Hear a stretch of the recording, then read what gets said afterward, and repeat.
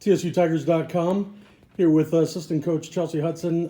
Coach, can you give us a opening statement about the game tonight against Vanderbilt? Tonight, I would definitely say we came out blazing. Both teams came out, really went back and forth in those opening minutes. However, we went cold and Vandy got hot. I don't think they missed very many shots going into the fourth. A couple of empty possessions in the second quarter. I think we only scored 7 points, maybe 11 in the second quarter, and we weren't just really able to bounce back after that second quarter. It just kind of led us into deeper trouble as we went on throughout the game.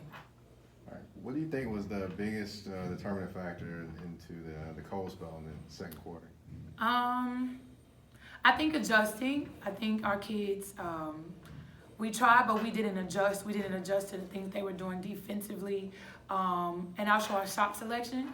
Our shot selection led to open run and transition runouts by Vanderbilt, and that's naturally what they do. Score in transition, score within the first 10 to 15 seconds, and I think they did a really good job of that in the second half off of our, missed possessions or dribbling off our leg or missed shots, and just poor execution in the half court on our part led to runouts on theirs. What can you say about the play of, the game was a loss, but what can you say about the play of De'Asia Richardson? De'Asia Richardson, freshman who's really coming into her own. She's really learning that shooting a three is just not what she is. On the scout report, it will say a shooter. So now we have to scout or get better, opposite of the scout. So if you're a shooter, I can put the ball on the floor. I can make passes. If I'm double teamed or I'm face guarded, I can get my teammates open.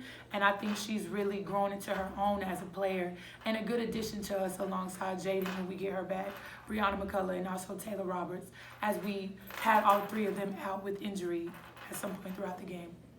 All right. Any update on Taylor or anything? A little ankle sprain. We have a solid week to kind of get her back. We'll definitely have her living in the training room, icing and rehabbing. But hopefully I'm foreseeing her being back for South Alabama as well as Jaden Wrightsell. All right. And, as far as the last few games, there's always a lesson within anything going on. What do you think the lesson has kind of been through these last couple games? Lack of execution on either end can dig a hole, and unless we have the heart or continue to grow and learn how to get out of a dig, we like to kind of punch first, and then we have to learn how to take punches. Basketball is a game of runs, and I think we do a good job of giving a run, but we have to learn how to sustain runs. I think we put together a couple of quarters per game.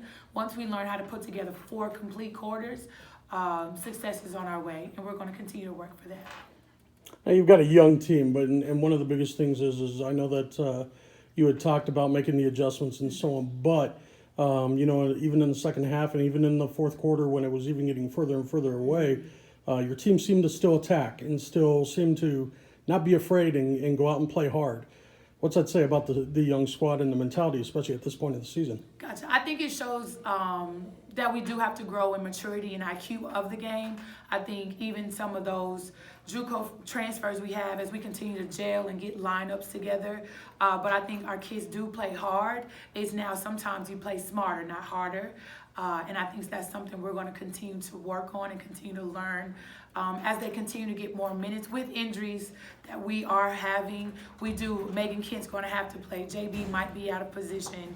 And other people might have to step up.